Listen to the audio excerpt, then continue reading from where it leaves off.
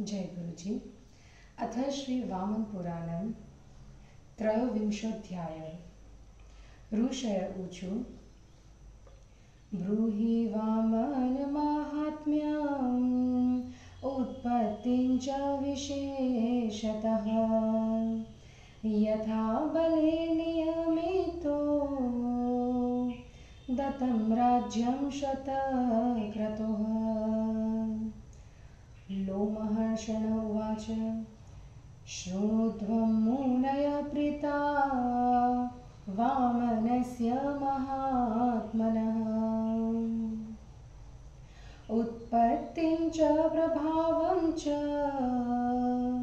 निवासं कुरुजाङ्गले तदेव वंशं दैत्यानां शृणुध्वं द्विजसत्तमा यस्य वंशे समभवद बलिर्वैरोचनी पुरा दैत्यानामादिपुरुषो हिरण्यकशिपु पुरा तस्य पुत्रो महातेजा प्रह्लादो नाम दानवः तस्माद्वीरोचनोऽग्नजे बलिर्जग्ने विरोचनात् हते हिरण्यकशिपो देवानुत्साद सर्वतः राज्यं कृतं च तेनेष्ठं त्रैलोक्ये सचराचरे कृतयत्नेषु देवेषु त्रैलोक्ये दैत्यतां गते जये तथा बलवर्तुर्मय शम्बरयोस्तथा शुद्धासु दिक्षु सर्वासु प्रवृत्ते धर्मकर्मणि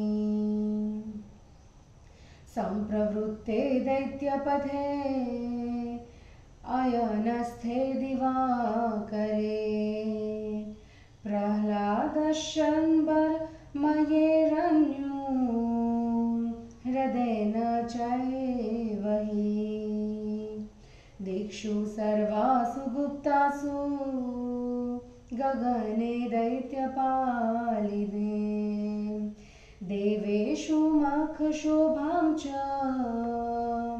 स्वर्गस्थां दर्शयस्तु च प्रकृतिस्थे ततो लोके वर्तमाने च सप्तथे अभावे सर्वपापानां धर्मभावे सदोत्थिते चतुष्पादे स्थिते धर्मे ह्यधर्मे पादविग्रहे प्रजापालनयुक्तेषु भ्राजमानेषु राजसु स्वधर्मसम्प्रयुक्तेषु तथा श्रमनिवासिषु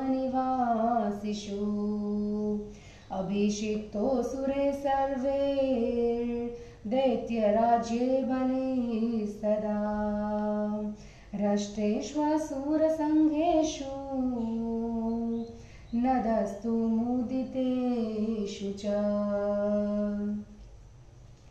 अथाम्युपगता लक्ष्मीर् बलिं पद्मान्तरप्रभा पद्मोदतकरा देवी वरदा सुप्रवेशिनी श्रीरुवाच बले बलवतां श्रेष्ठा दैत्यराज महादुते प्रीतास्मि तव भद्रं ते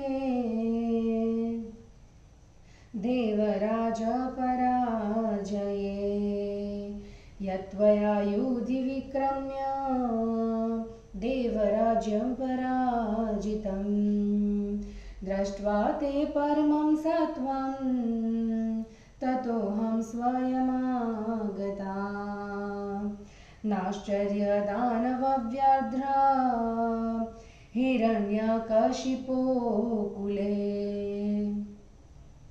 प्रसूतस्यासुरेन्द्रस्य तव कर्मेदमीद्वशम् विशेषितस्त्वया राजन् दैत्येन्द्र प्रपितामह येन भुक्तं हि निखिलं त्रैलोक्यमिदमव्ययम् एवमुक्त्वा तु सा देवी लक्ष्मीर्दैत्यनृपं बलिं प्रविष्टा वरदा सेव्या सर्वदेव मनोरमा तुष्टाश्वदेव्यः परप्रवहरा कीर्तिर्धूतिरेव च प्रभाद्रुति क्षमा भूतिर्ऋद्विर्दिव्या महामती श्रुतिस्मृतिरिदा कीर्तिः शान्तिः पुष्टिस्तथा क्रिया सर्वाश्वाप्स असरो देव्या नृतगीतविशारदः प्रपभन्ते स्म दैत्येन्द्रं त्रैलोक्यं सचराचरं प्राप्तमेश्वर्यमतुलं बलिना ब्रह्मवादिनी। हिंदी अनुवाद। वामन चरित्र का उपक्रम, बलि का दैत्य राज्याधिपति होना और उनकी अतुल राज्य लक्ष्मी का वर्णन। ऋषियों ने कहा, कृपया आप वामन के महात्म्य और विशेष कर उनकी उत्पत्ति का वर्णन करें तथा यह भी बतलाएं कि बलि को किस प्रकार बांधकर इंद्र को राज्य दिया गया। लोमहर्षण ने कहा, मुनियों, आप लोग प्रसन्नता पूर्वक महात्मा वामन की उत्पत्ति, उनका प्रभाव और कुरुजांगल स्थान में उनके निवास का वर्णन सुने। द्विज श्रेष्ठो, आप लोग दैत्य के उस वंश के संबंध में भी सुने जिस वंश में प्राचीन काल में विरोचन के पुत्र बलि उत्पन्न हुए थे। पहले समय में दैत्यों का आदि पुरुष हिरण्यकशिपु था। उसका प्रहलाद नामक पुत्र अत्यंत तेजस्वी दानव था। उससे विरोचन उत्पन्न हुआ और विरोचन से बलि। हिरण्यकशिपु के मारे जाने पर बलि ने सभी स्थानों से देवताओं को खदेड़ दिया और वह चराचर सहित तीनों लोकों का राज्य स्वच्छंदता से करने लगा। विरोध में देवताओं के बहुत प्रयत्न करते रहने पर भी तीनों लोग दैत्यों के अधीन हो ही गए। बलशाली मय और शंबर की विजय वैजयंती फहराने लग गई। धर्म कार्य सर्वत्र होने लग गए। फलतः दिशाएं शुद्ध हो गई। सूर्य दैत्यों के मार्ग में चले गए। प्रहलाद, शंबर तथा मय तथा अनुराध, ये सभी दैत्य सभी दिशाओं की रक्षा करने लगे। आकाश भी दैत्यों से रक्षित हो गया। देवगण स्वर्ग में होने वाले यज्ञों की शोभा देखने लगे। सारा संसार प्रकृति में स्थित और व्यवस्थित हो गया तथा सभी सन्मार्ग पर चलने लगे। सर्वत्र पापों का अभाव और धर्म भाव का उत्कर्ष हो गया। फिर तो धर्म चारों चरणों से प्रतिष्ठित हो गया और अधर्म एक ही चरण पर स्थित रह गया।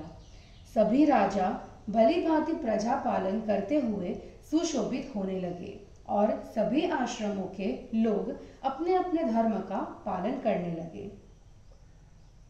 ऐसे समय में असुरों ने बलि को दैत्य राज के पद पर अभिषिक्त कर दिया असुरों का समुदाय हर्षित होकर निनाद करने लगा।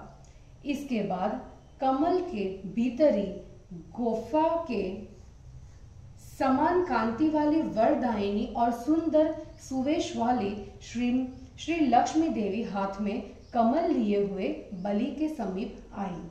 लक्ष्मी ने कहा, बलवानों में श्रेष्ठ महातेजस्वी दैत्यराज बलि, देवराज के पराजय हो जाने पर मैं तुम पर प्रसन्न हूँ।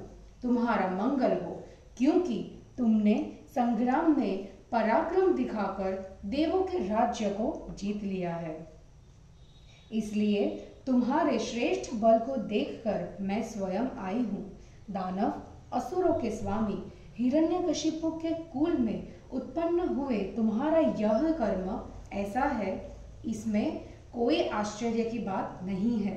राजन, अब दैत्य श्रेष्ठ अपने प्रतितामह हिरण्यकशिपु से भी विशिष्ट प्रभावशाली है, क्योंकि आप पूरे तीनों लोकों में समृद्ध इस राज्य का भोग कर रहे हैं। दैत्यराज बलि से ऐसा कहने के बाद सर्वदेव स्वरूपिणी एवं मनोहर रूप वाली, सबकी सेव्य एवं सबको वर देने वाली श्री लक्ष्मी देवी राजा बलि में प्रविष्ट हो गई। तब सभी श्रेष्ठ देवियां ह्री, कीर्ति, दुति, प्रभा, द्रुति, क्षमा, भूति, रुद्री, दिव्या, महावती, श्रुति, स्मृति, ईडा, कीर्ति, शांति, पुष्टि, क्रिया और नृत्य गीत में निपुण दिव्य अप्सराएं भी प्रसन्न होकर दैत्येंद्र बलि का सेवन करने लगी। इस प्रकार ब्रह्मवादी बलि ने चर अचर वाले त्रिलोकी का अतुल ऐश्वर्य प्राप्त कर लिया। इस प्रकार श्री वामन पुराण में 23वां अध्याय पूरा हुआ। जय गुरु जी।